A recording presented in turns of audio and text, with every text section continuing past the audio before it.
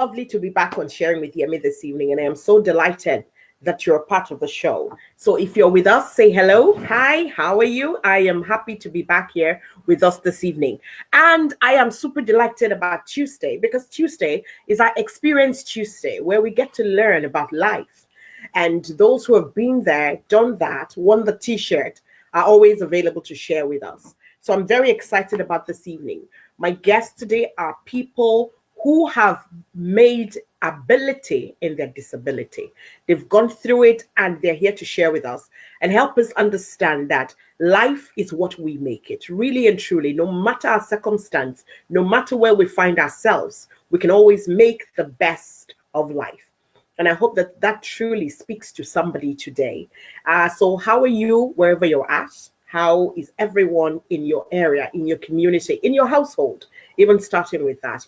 I hope that you're all keeping well and you're keeping safe and that you're following all the regulations as required by your government or by your local authority. And I hope that everyone around you is keeping well as well. I hope you're calling people. I mean, the thing about this time, a time like this, is that a lot of people are lonely and they need to be talking to the people they love. And thank goodness for technology. We can pick up the phone and we can call and we can share and we can support our loved ones just by a phone call. The power of a phone call. It could be FaceTime, it could be through Skype, it could be any means whatsoever that you can even see the person that you're talking to. So we really thank God for a time like this, that we've got technology to be able to connect. So please use it because you never know who is eager to hear your voice. Just that one call could make a difference. I know what that's like because on a daily basis, I speak to so many people and sometimes they just want 10 minutes of my time, some 20 minutes, and they just want to have a chat. So I hope that you're having a chat with people around you and checking on them and seeing that they're okay. I tell you, one of the delights of my day really is when I get to talk to my grandson and he goes, "Gamma, how are you?" I get so excited. And then he's busy, running around and, he's got so many words now. It's just incredible. So it's just amazing. I can't wait to give him a hug again. I really miss that. And, but we thank God that we're all alive and we're well and we're here. So I see that people are linking it already. Hi, guys. Hi, Pat. Great to have you here. Hi, Kondi. Thank you so much for linking in. Thank you, Debola. It's great to see you all here today. I hope that everyone who is a regular is connected to us this evening because we are really going to hear from two amazing people who have come from a place that has kept so many down at the bottom, but they've come out of that and they're giving hope to literally everybody around them. So I'm really looking forward to this. And Debola says, "Hi, Gamma." Yes. Asha says, "Gamma." And I just love the excitement on his face every time we switch on the phone. And he's super excited and he calls everybody. I mean, for people who know, he calls Val, he calls my husband Bob. I don't know where that came from. He calls him Bob. Everybody's still wondering, where did he get Bob from? So in my household, his grandpa is Bob. He calls him Bob. We all call him Bob now,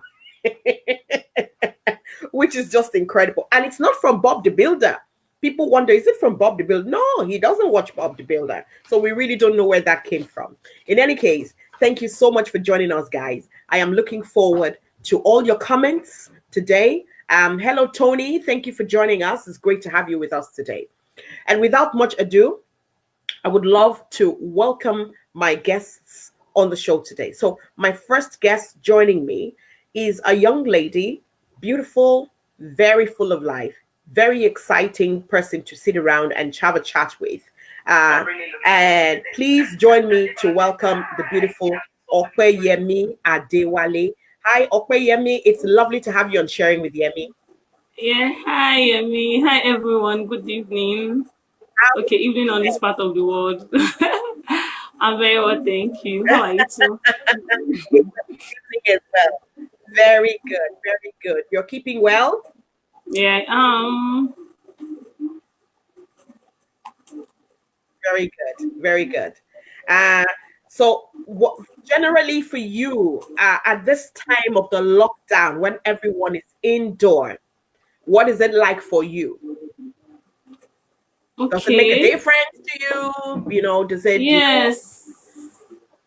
Yes, a whole lot of difference.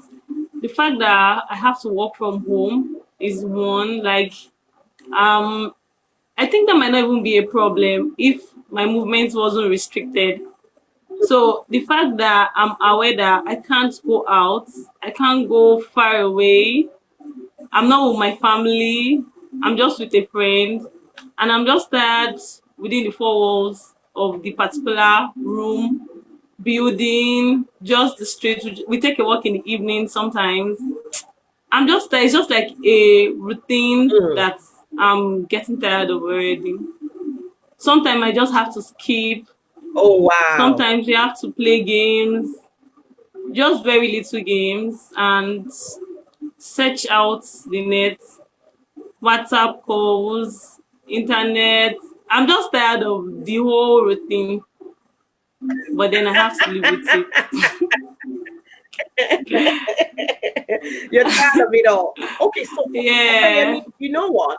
I'm going to Okay. let my audience into what it is about you.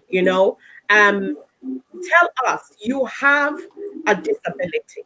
What is that? Yeah. Okay, so I'm visually impaired. I like to use the word blind because it just pronounces it as it is, So and not.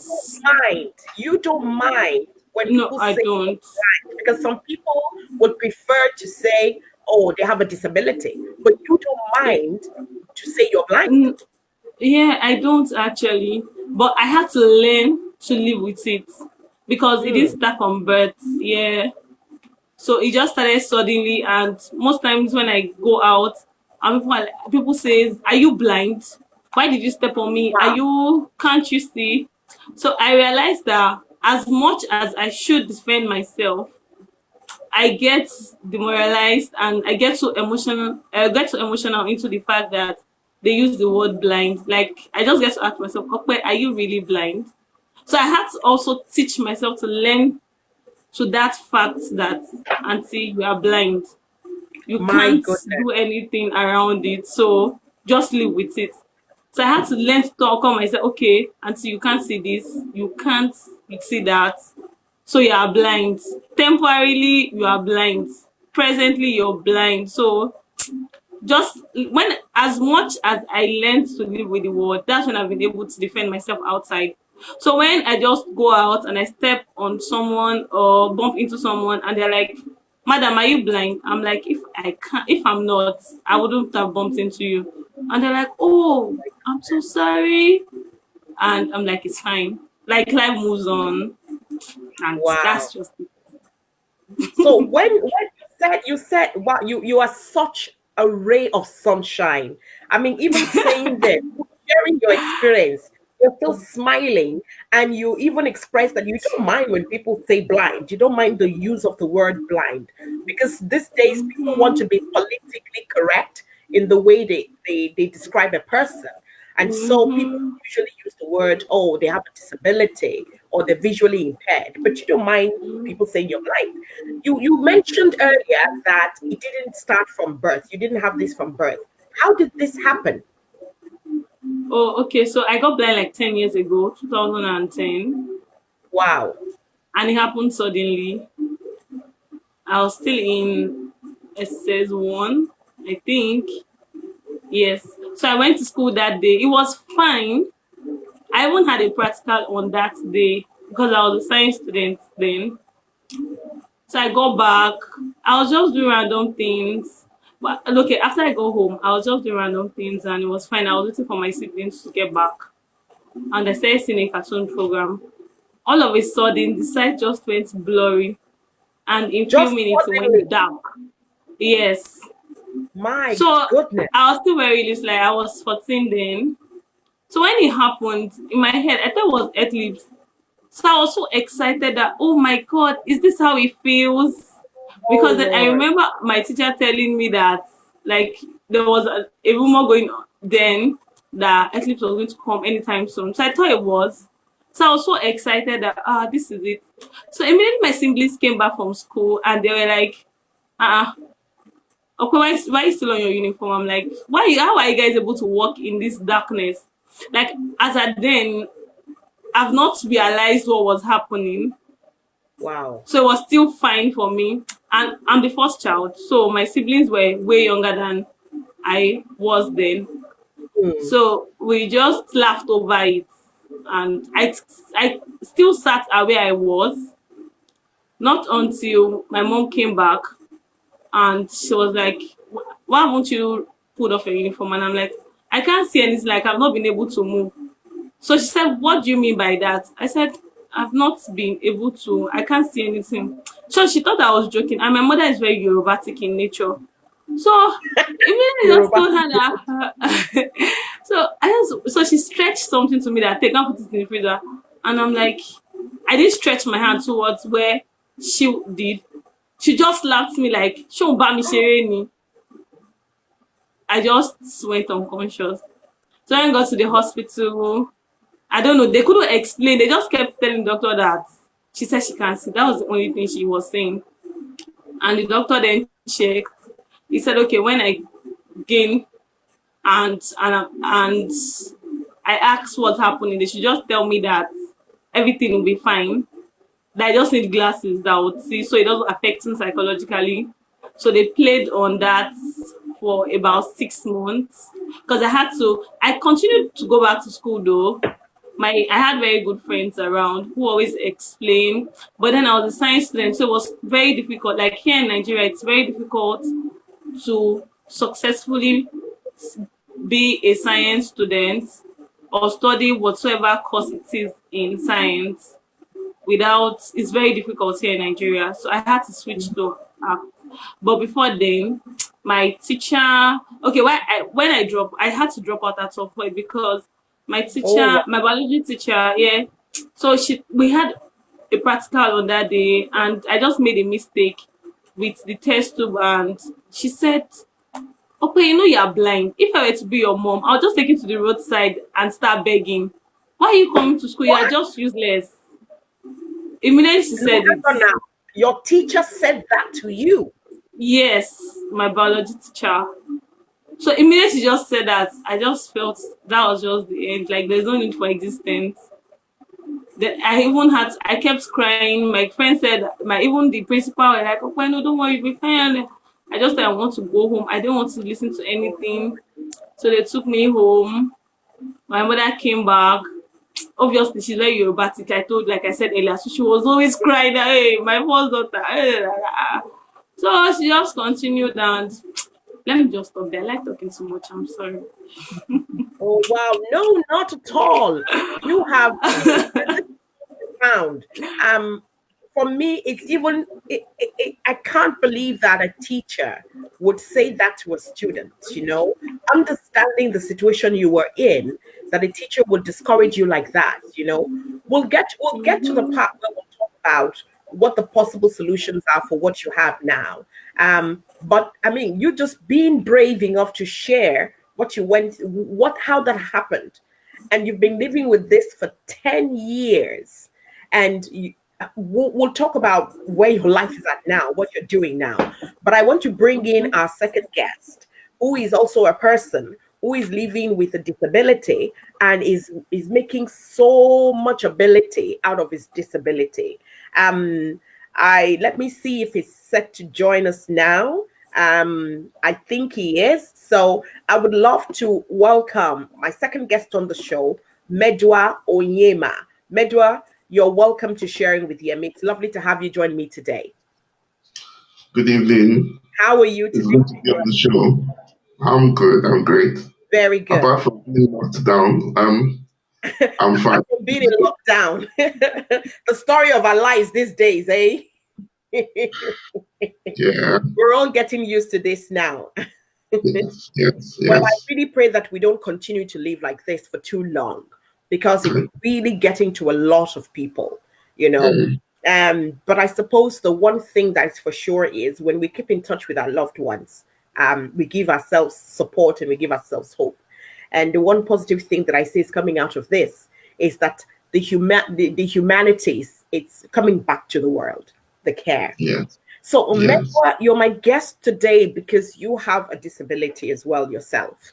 And I'm Yeah. going to, before I ask you to share how you got to having that disability, I'm going to ask you to move your chair, move back a bit. I want people to see you if that's possible. Let's see your Okay. positioning. I want, if you keep going back. So as you guys can see, Medua is on a wheelchair. And so Medua has to move around on his wheelchair. And he needs the support of the wheelchair to be able to move around. Medua, how did you come to be on a wheelchair? How did this happen? Okay. Well, it happened to me when I was 2 years old. Hmm. So it will be a story that I heard.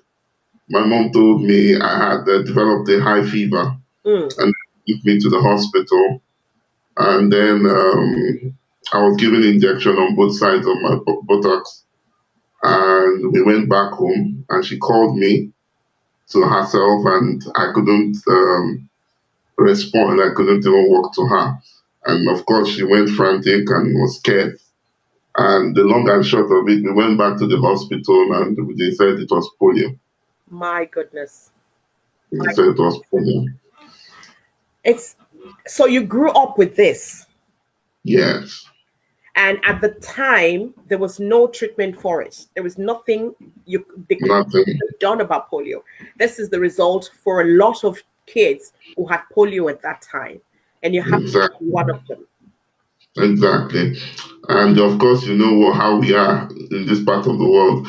My parents did everything. Mhm. Took me to all the crusades, to all the native doctors, everything they could do.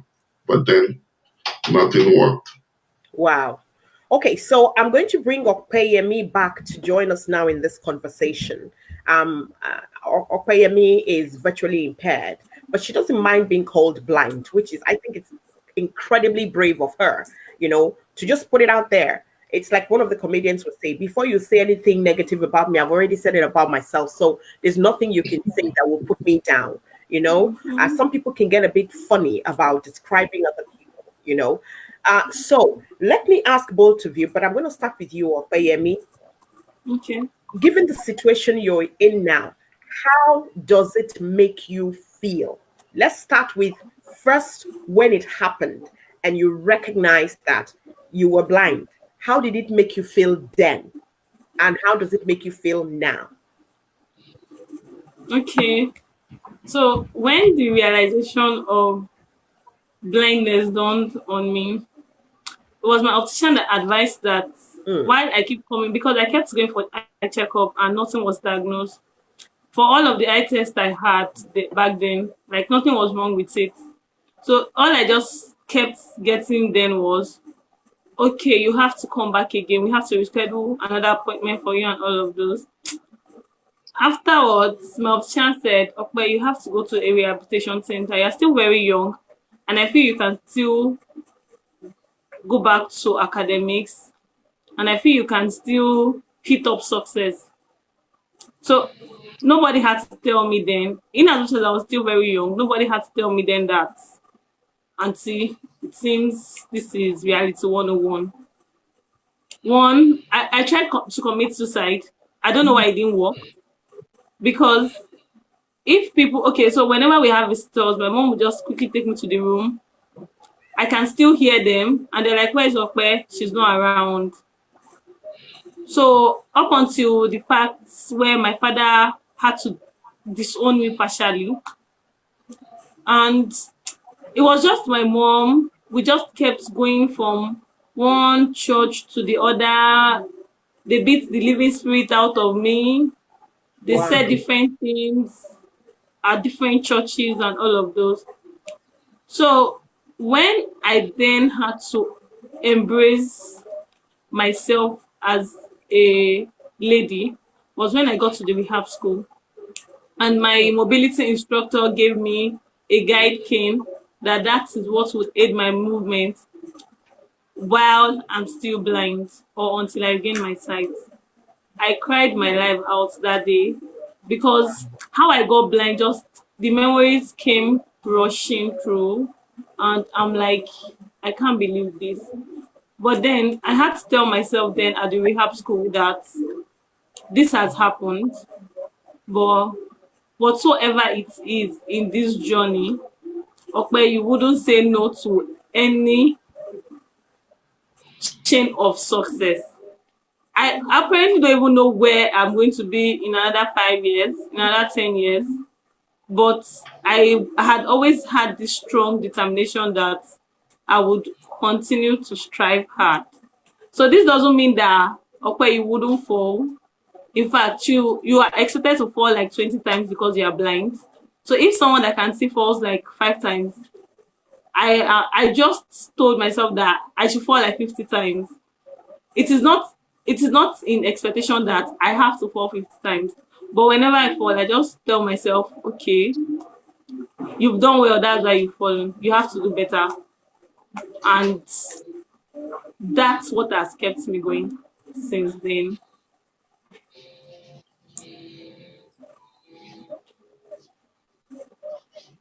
Do you know? Wow. Do you know what, Opeyemi? I just have good peoples all over me now, and you're bringing tears to my eyes just listening to you. Yemi, don't Here. cry. I can't see your face, so. Oh my God. I know you can. I really wish you could. You see, but um, you just what you're sharing there, and just saying that you almost took your own life because you couldn't understand how this had happened to you. And then you came back again to say that you decided you were going to make the best of life. And if people fall 10 times, you just brace yourself to fall 50 times. And I'm looking at the words of some of the people who are watching us here today. Kondi is saying, thank God it didn't work. You trying to take your own life didn't work, because how do you impact people like you're doing right now? And I tell you honestly, you are impacting people right now. Just hearing those words that are coming out of your mouth, you saying that you decided you were going to make the best, that it doesn't mean that you can't succeed. It's incredible to hear you share that. Just share incredible. And thank you for sharing that part of your life with us. Medua, what was it like for you when you grew up knowing that you're probably never going to walk again? What was it like for you growing up as a child? And how do you feel about that now? Like Opeyemi, mine started a lot earlier. And I would say I started by riding on the courage and the strength of my mother, Mm. who refused to give up. At the point, even my grandfather he suggested that they have enough children. Why not allow this one die? We What? just so I can actually relate with Opeyemi Your uh, grandfather said that? said that. So it's more like They have enough children in the family. Why not allow this one this die? one. Yeah. So for me, I started with my mom, and they refused to send me to any special school because they refused to see me as anything different from the other children. And so I attended the regular school. I had to, of course, these systems did not have specialized or well equipped environments that will aid movement. Mm. But then I had to learn how to survive in such environments. For me, it didn't hit me until I was in the university. When I got to the university, we had structures that were way beyond what we had in the primary school and secondary school. So the challenges increased. I had to cover longer distance. I had to climb stairs. I had to do all of that. But then somehow, God just kept providing me with the right friends Wow. who always were around me. I always moved in a convoy. Wow. So I always wanted to help one way or the other. But then it was amazing passing through that. But then, like Opeyemi said, what works for most of us who are physically challenged is first you have to realize that okay, you have a challenge and you need to deal with it personally. Mm. Being in this part of the world also makes us more disadvantaged. So you have to walk your way through whatever way. Realizing that you need to do it, at whatever cost, and keep going no matter the challenge is key. in order to survive. So for me, the reality hit me in the university, and of course, when we started having the women issues, meaning when you start talking about relationship and all of that, that also We're going to come became. to that in in a little short while. Go on, go So on. So the so that reality hit when you started looking at relationships. yes, so that too was an eye opener too for me. But apart from that, my parents they did a good job by securing me from the initial pains and all of that. And I would say I'm one of the lucky few Mm. because you can hear from Opeyemi. Opeyemi's own started later in her life. For some, it starts a way earlier, like mine, and then they throw them in the streets, and then they lock them up. And from that, they already, in their minds, they are already defeated and they don't find their way out of it. That's how they remain all their life. So I consider myself as one of the lucky ones. Wow, wow. Do you know what? I mean, I'm listening to both of you here, and I'm really just appreciating motherhood and mothers, all the mothers out there who strive to ensure that their children are well looked after, that their children are safe, and that even in spite of challenges, that they still stick it through and they look after their children. I just want to say well done to all mothers out there. It's not the easiest of things to raise, especially those who are raising children with disability, and even grown people who are supporting people with disabilities. And I want to super appreciate fathers who stick by their family when they discover that a child has a disability. Honestly, I know it's not an easy thing, but really and truly, I just want to appreciate your moms, your dad, your moms for being there for you through all of these challenges. I'm still struggling to understand why a grandfather would say that to a child, but that is life. You win some, you lose some. And Opeyemi, I think we have to try and reset your camera because you're sideways right now.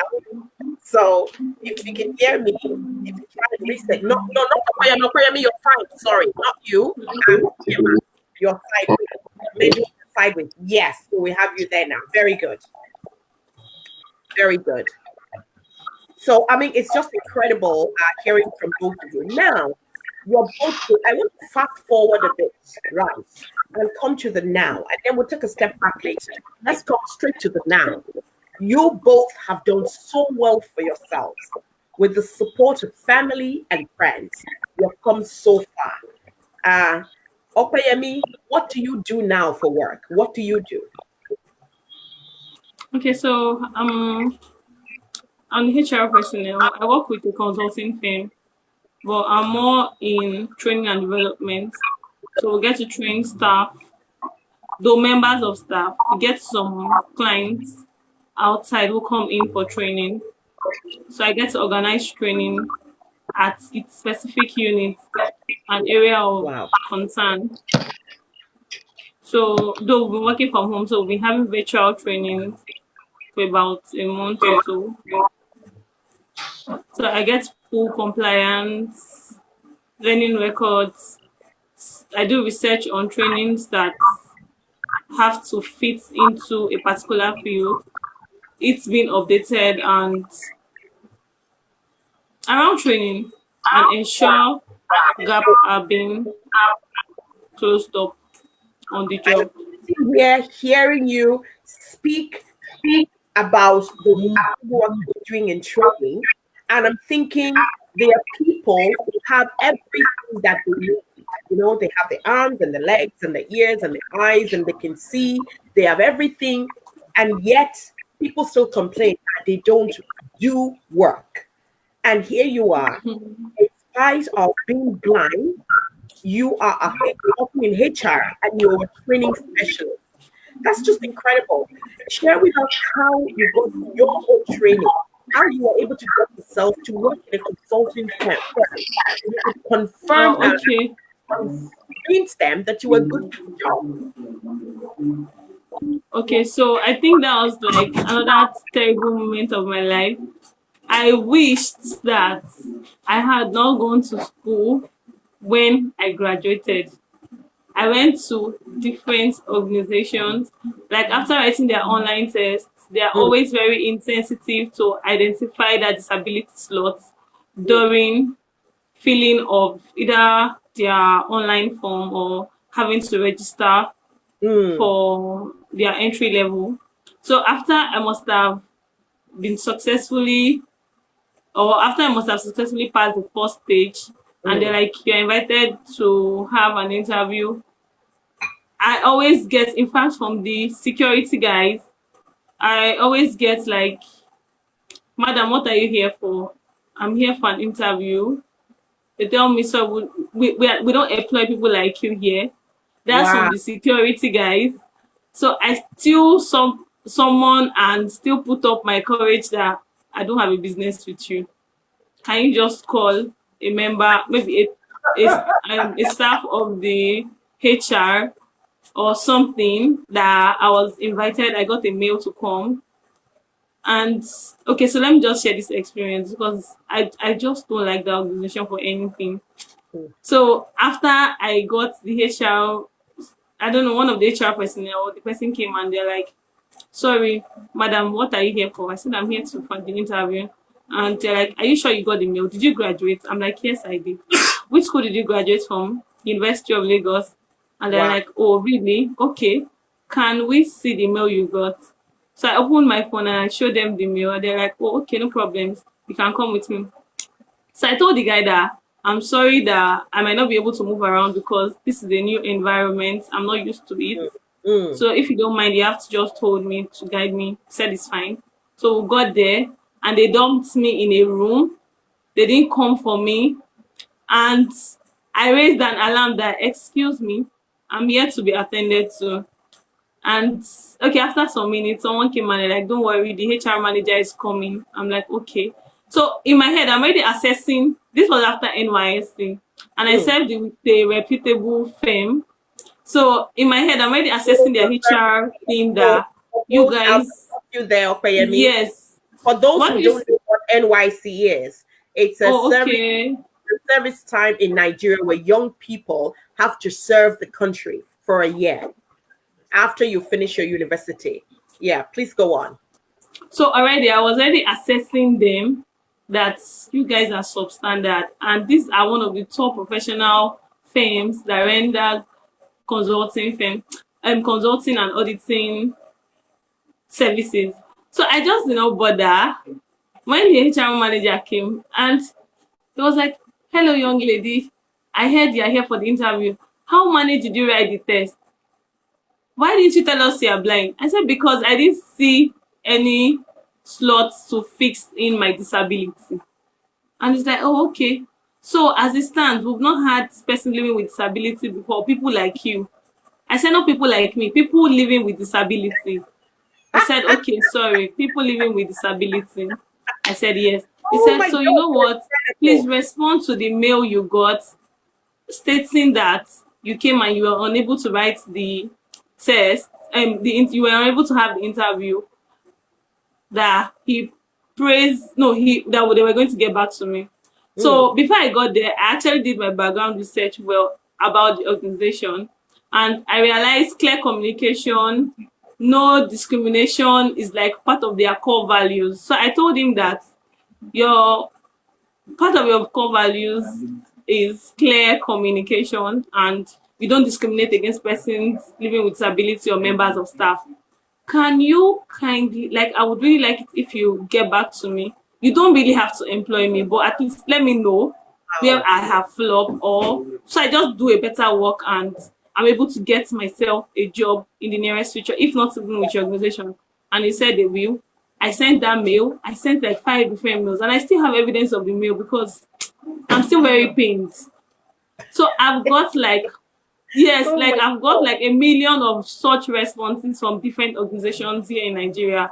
And my friends abroad, they always get job. And in my head, I'm like, please, you people are not as smart as I am. What's happening? But then, but then I was fortunate enough to get into this consulting firm. So I'm doing like a graduate training program. So they asked me what do I need to function well on the job, and I told them I requested for a screen reader. It is called JAWS, Job Access with Speech. So already in my rehab school, I was able to learn there. They taught us how to use the typewriter, how to read Braille, how to use the laptop, how to weave bags, liquid soap, and different handiwork. So I already know all the keys on the laptop. So I just told them that I just needed a screen reader so that the screen reader reads out whatsoever function I'm having or having on the PC, either via mail, whatsoever browser it is, and even using Excel and Microsoft Word. So they then, my manager told me it was fine. She requested to get that screen reader and they bought it. And since then, I've been able to work well. So I requested that someone take me around the whole building because I hate to inconvenience people. So they took me around the building. This is when you're going to this person's office. This is how to get there. Here's the elevator. Here's the stairways. When you get to the office, here's the breakout and all of those. So they did that like 3 times with me. So they told me to do it on my own, of which I did, and I got better at it. Wow. And that's where I am. Fulfilled, Wow. I must say. Wow. You know what? I'm with Debola on this one. She's watching and she said, I just can't stop saying wow. Because your confidence is just uncanny. It's just unbelievable. And there are few things that were just popping. Few things were just popping at me as you spoke. The fact that you know yourself, you've been able to define yourself and you understand who you are and what you bring, the values that you bring to that company, that you bring to any organization that you're going to be working with and that you're working now. And you could confidently just express that in spite of your disability. That in itself is power. And you were able to ask. A lot of people are afraid to ask for stuff. You asked them for what you needed to make your work better. Even regular people who do their work on a daily basis, who have all the abilities there, sometimes don't ask for what they need because they're too afraid to ask. And here you are asking, and you got what you asked for. And the confidence that I can feel it coming through the screen just talking to you right now. Your confidence is powerful. And I know that a lot of people can feel it. And I have people who are watching who are also talking about your confidence. Ethelyn says, I like your confidence. I like that you're very confident. That's Thank you. That. Timothy says she even travels to work on her own despite the disorderliness of the transport system in the country she lives in. So we're going to talk about that in a while, but I want to bring Medua back in. I would love for us to also hear what Medua does now for work and where Medua is at with his work. Medua, what do you do for work now? Okay, I'm a brand executive with Lasgidi FM. No way! My goodness. You guys are just wiping us off here today. You're a brand what? A brand what? A brand executive with Lasgidi FM. It's an executive statement. Wow. So how did you get that job? Well, I won't say it was easy. We had to fight our way. Like Opeyemi said, I can relate to a lot of things Opeyemi is saying. Opeyemi's own is that maybe till they see her all together, but me from a distance, they see the wheelchair, they're already attacking. Took me 11 years before I could secure this job. And I didn't just settle during those years. I had to get my hands busy. Initially, for my first degree, I had read computer science. Then I went for an MBA. Then I went for a diploma in branding. Traffic. You have an MBA? Yes, I do. Okay, you guys are just wowing me tonight. And some people, I'm sorry to cut you there, boss. I mean, some people have all the excuses in the world. I always say that, education in the four walls of a school is not the end all be all. I mean, you can always educate yourself in various ways. And I am super proud of people who understand that they're not academic minded and they quickly find a vocational training and they train and they become and they deliver it like a guru. I look at such people and I'm like, that's what I'm talking about. And I'm sitting here hearing you in spite of your disability, being on a wheelchair, understanding the challenges that are out there. You still got yourself through university and then you went back again and got an MBA. I applaud you. Well done. Well done. It's so much fun. Sorry to have cut you there. I just got very excited. Okay, so for me, the whole idea was not to stay idle. Tried after my first degree to get a job, one excuse after the other, this challenge after that. But then what I kept telling myself is I will remain on the spot. I'll keep improving myself until no one can tell me no anymore. And that's what I kept doing until the opportunity. Remain on a spot. Yeah, I just kept never remain on a spot. And you keep going until nobody can tell you no. I love that. Please carry on. So that was exactly what happened. Opportunity met with preparation, and then this job opportunity came up, and that's how I found myself there. Wow! And what's your job role? What does it entail? What do you have to do? Okay, basically branding. I was in charge of the design of the logo. I supervised the website and also the app development. I supervise everything that has to do with branding, from colors to designs and all of that. So that is my role majorly. Wow. So right now, you all of this you can do. People come to you. If they come to you and they wanted you to deliver a job for them in that area, you can deliver it. Yes, I can. Is that the world is a global village. We're all on the internet. Yes. You were going to there.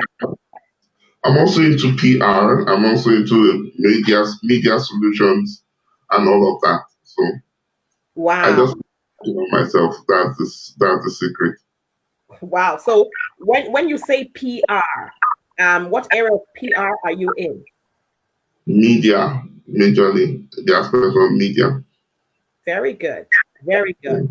I am so inspired by both of you. I don't know how other people are feeling, but I am very, very sure that people listening to you today are picking up one or two things that will encourage them to see life as an opportunity. I love the way you said there, Medua, that opportunity met preparedness. And most times that's not what's the case with people. People want to have success, but are not prepared for it when it arrives. And so they go downhill the minute they get into an opportunity. And sometimes we don't recognize opportunity when it comes. I just want to, earlier on, you mentioned about getting into relationships, and I want to come to that. And we had a little chat about this before we started the show. And I'll start with you, Opeyemi. I asked you if you were married now, and you said, I want you to answer this yourself. Opeyemi, are you married now? No, I'm single and searching, like I said earlier. No, but seriously, I'm single and searching, I must say. Say that again? I said I'm single and searching. At some point in my life, I wasn't searching because I needed to be focused, but I think I'm already on the right path, so I'm searching already. Wow. And what would your ideal man look like? What would he be? What does he have to? What hurdles does he have to? Big question. Big question. Okay. So, firstly, he has to be a Christian. Then, so I always have a standard guy in my head. Wow. Yes. So I would want him to have lots of prospects. So it doesn't have to be 100% wealthy, but he has to be comfortable, because I really would not hide outside the fact that I'm visually impaired and everything is fine. Yes, I am able to manage the house. I'm able to manage. I'm sure I can manage my husband. He's my husband, so I'll manage him well. I can manage the kitchen.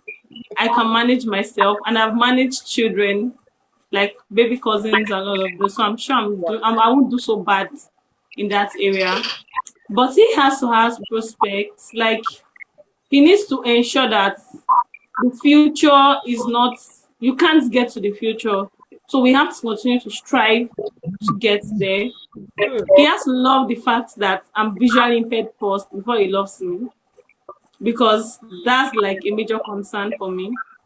Wow. So he has I want to understand before you go on, Opeyemi, that was so powerful. You said he has to love the fact that you're visually impaired. Now, Yes. you know what you mean by it. Help us understand that. How does somebody love that somebody is impaired? Visually impaired. How Okay. does one love So that? in this part of the world, there's this segregation that comes with persons living with disability. So for all of my friends, even colleagues at work, I always say this: don't you know I'm blind? I don't say it because I feel like saying it. I intentionally say it. I need you to get comfortable with the fact that I'm blind. So whenever I'm coming to see you or we are going out, I can choose to use my guide cane, and I'm sure you don't have an issue with it. You are not ashamed with the fact that I can't see. I mean, it's just, for me, I've been able to analyze that me being blind is just a bit of disability. All of my other bodies or other parts of the body, they are all functioning well. So it is just the eyes, and it doesn't matter for me. So it is okay. So there was a day I had to even compare myself with someone that is asthmatic or someone that has epilepsy. So I threw it out on social media. Which would you prefer? And I got a lot of maybe blind, maybe this, maybe that. So I need you to be sure that you're seeing me on the road. Oh, I know her. She's my friend. You're coming to hug me. You're talking to me. You're making like you're able to get into a deep conversation. So he has to be very comfortable. If you are not comfortable, you can't do that. Yes. So you have to first love the fact that Ope is blind. Then before you get to love Opeyemi herself.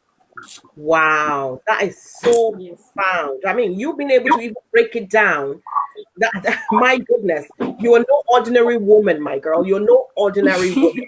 And God help the man who's going to marry you, because he has big shoes to fill, you know. Yes, sir. But I can tell you one thing for nothing: he will be so blessed. He will be so blessed because you have a lot ready to even bless his life with. Oh, fantastic. Thank you for sharing that. Oh, Medua, are you married or single? I'm single. Are you searching? I'm searching. You are searching. Hey, I'm With three searchlights. looking at my matchmaker uniform. Medua, go on. Yeah, I am. That aspect too has been, like I mentioned earlier, have been a little bit challenging. We need to do a lot when it comes to the way the society sees the physically challenged. We have a lot of myths flying out there.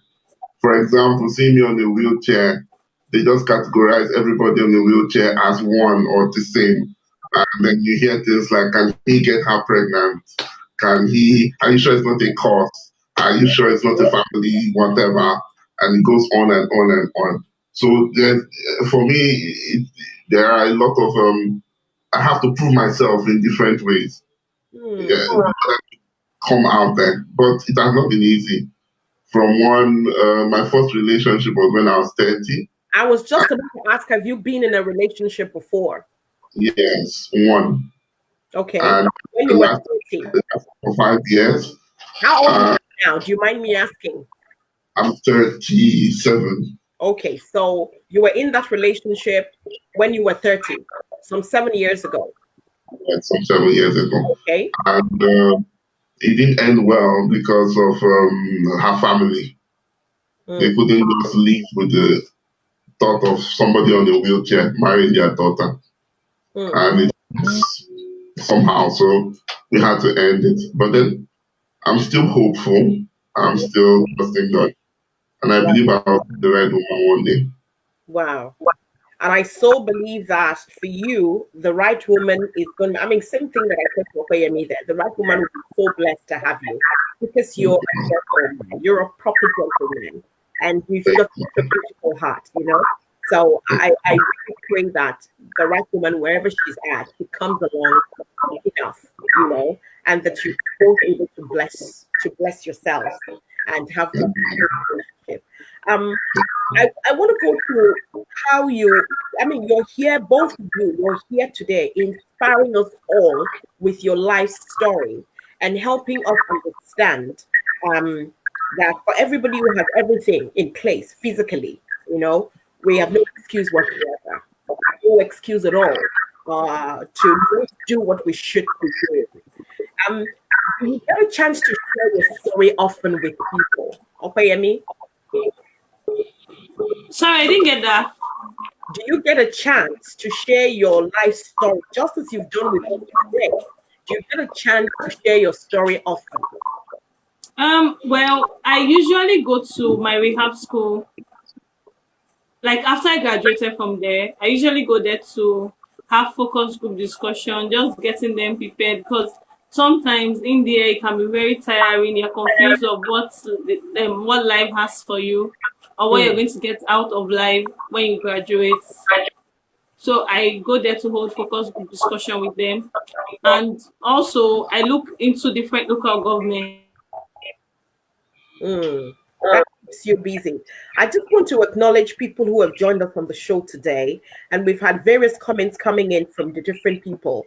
If you're just joining us, this is Sharing with Yemi, and today is our And cover the experience youth. Tuesday, and we have two amazing young people who are joining us on the show, Yemi Adewale and Onyema Medua, who are sharing the life's experience with us. Opeyemi is she prefers to use the phrase blind. She doesn't mind being referred to as blind. Opeyemi is blind, and this happened about 10 years ago, and she's been living with that. And Medua Yeah. is on a wheelchair, and it's as a result of him having polio when he was 2 years old. And these are two powerful people who have shared the life experience with us today. So I want to thank everyone who's been here. Let me just take a few comments for some of the people who have joined us here today. Love the fact that I am very visually impaired before he loves. That's Adibola saying that she loves the fact that Yemi said he has to. He has to love the fact that I'm visually impaired before he loves me. And Pat said that very profound.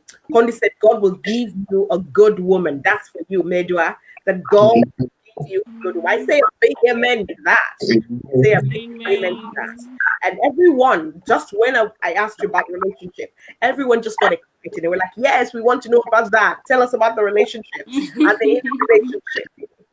And Tony Samuel says, God bless you both. God bless you immensely. Thank you, everyone who has been coming here. Etheling Afolabi says, amazing, Onyema. Self-empowerment is the best empowerment. And Timothy said, delay is not denial. Well done, Medua. You're a star. People are clapping for you here on our comment section. Thank you so much, guys. Thank you for all your comments and for engaging. Guys, I want to ask you, Opeyemi, is Okay. there, I don't know if you've been able to make any inquiries or if you have any answers so far, is there a treatment, a possible treatment for your blindness? Yeah. Okay. So the last time I had a checkup, nothing was diagnosed. So I just feel like if I'm able to travel out to India, I'll be able to. At least we have more professional opticians there. So I'm just keeping my fingers crossed until opportunity finds its way down. Okay, are you hoping that when you get there, you'll be able to find a treatment, or you know that there is treatment there? No, I'm hoping, because the opticians, the last time, yes, like I said earlier, the last time I had a checkup, nothing was diagnosed. So I really don't even know what the problem is. That's the biggest challenge, isn't it? Not knowing what the issue is. Yeah. Okay. Medua, I want to come back to you. There are so many ways that technology has been able to enhance people's lives now. People get prostheses to be able to walk, and different things come into play to aid people's walking ability.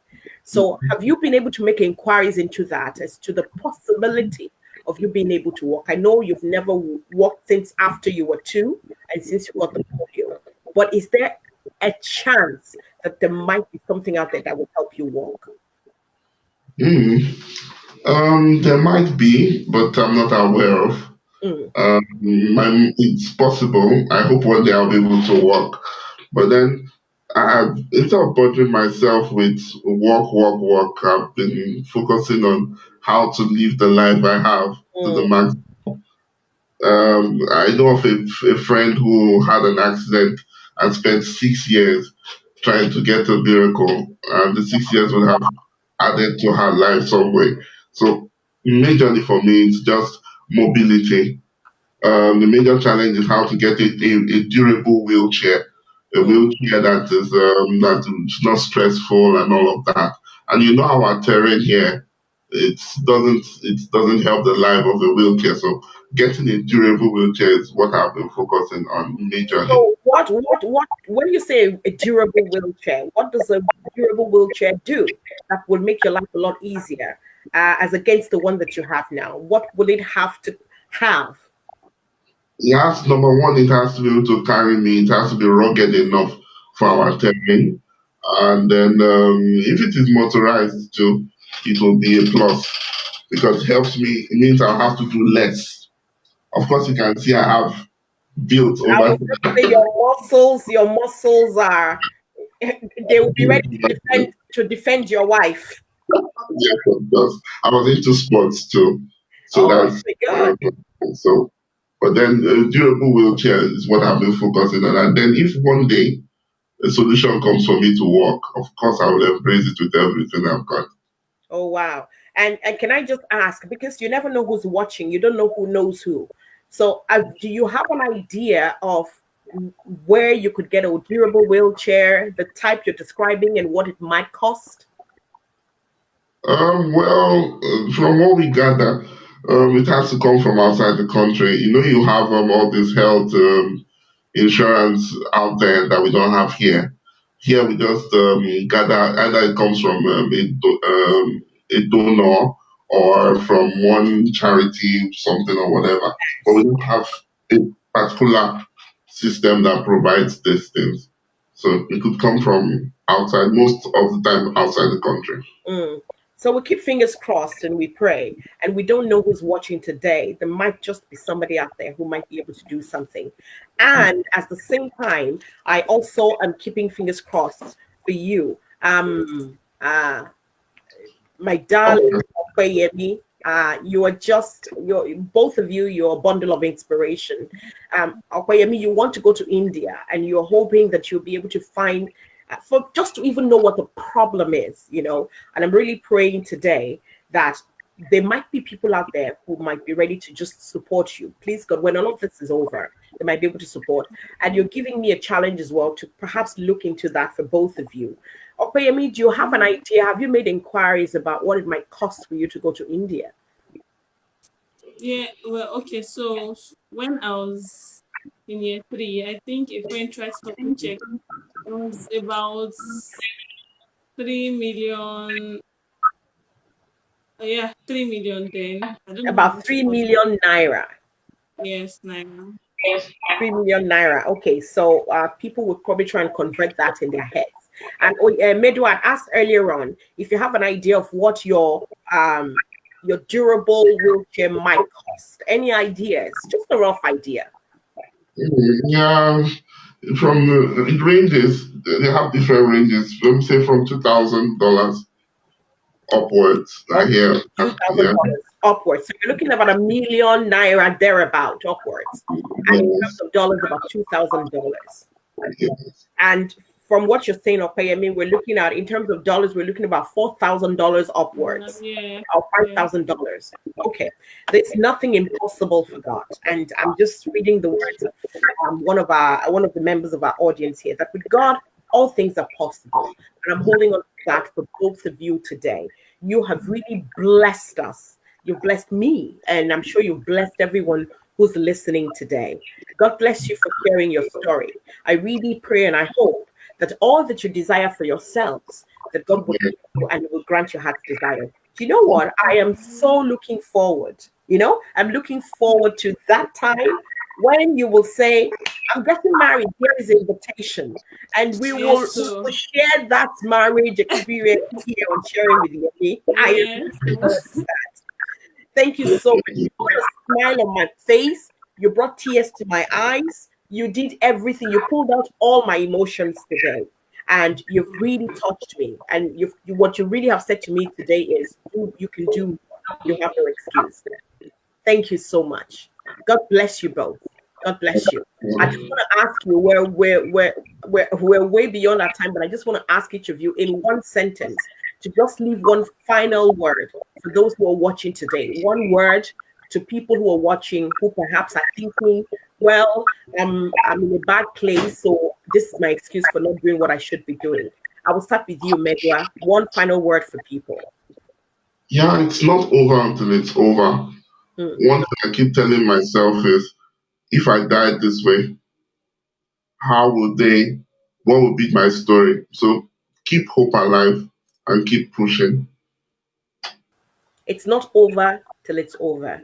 Keep hope alive and keep pushing. Thank you so much. God bless you immensely. And Opeyemi, one last word for everyone who's watching today. Okay. So for me, I would say tables will always shake, but life continues. You have to move on. You can't get everything 100%. It is not even possible. Nobody has it all. So there's always a loophole somewhere. So you just have to fix it to suit you, and you just arrange the table to be very perfect for the future. Thank you. Thank you so much. That was really powerful. Tables will always shake. And you never know what the future holds, but you have no excuse not to do what you should do. I want to appreciate you both once again. Thank you so much for being on Sharing with Yemi today. I really appreciate your time and your energy. Oh, thank you, thank you, thank you. It was fun having you. I'm happy that you used the word fun. In spite of all, we still want people to have fun when they come and Sharing with Yemi.